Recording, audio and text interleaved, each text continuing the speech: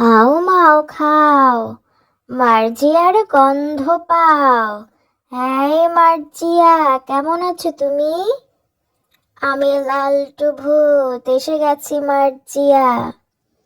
তোমাকে আজকে আমি ধরে ধরে খাবো মার্জিয়া। তুমি রেডি থাকো।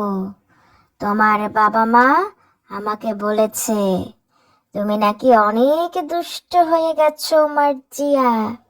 তুমি নাকি তাদের কথা শোনো না, ঠিক মতো খাও না, ঘুমাও না, পড়াশোনাও করো না মার্জিয়া। এত এত নালিশ আমি পেয়েছি তোমার নামে মার্জিয়া।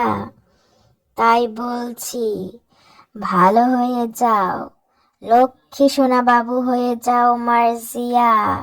মনে রাখবে, দুষ্ট বাবুদেরকে কেউ পছন্দ করে না মার্জিয়া।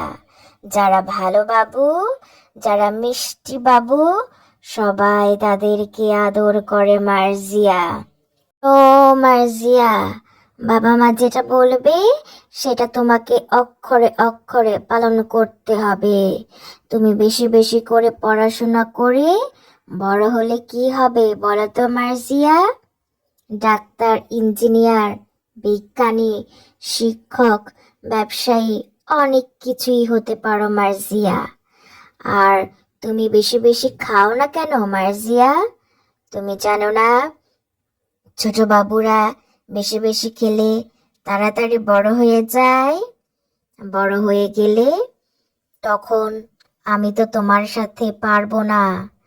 তাই বেশি বেশি খেয়ে মাথায় বেশি বেশি বুদ্ধি বানাও, বেশি বেশি জ্ঞান অর্জন করো। মনে রাখবে, জ্ঞানীরা অনেক মহান হয়, তারা অনেক বিনয়ী হয়, কারণ তারা অনেক কিছু জানে মার্জিয়া। আমি লালটু ভূত, আমিও তোমার বন্ধু হয়ে যাব মার্জিয়া। তুমি কি চাও না আমি তোমার বন্ধু হয়ে যাই মার্জিয়া?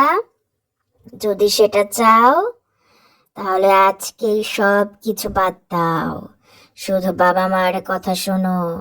মনে রাখবে, বাবা মা হচ্ছে তোমার আপনজন।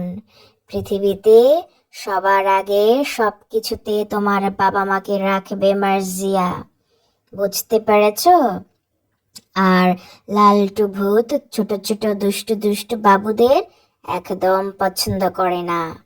লালটু ভূত শুধু ভালো বাবুদের পছন্দ করে, বুঝলে মার্জি?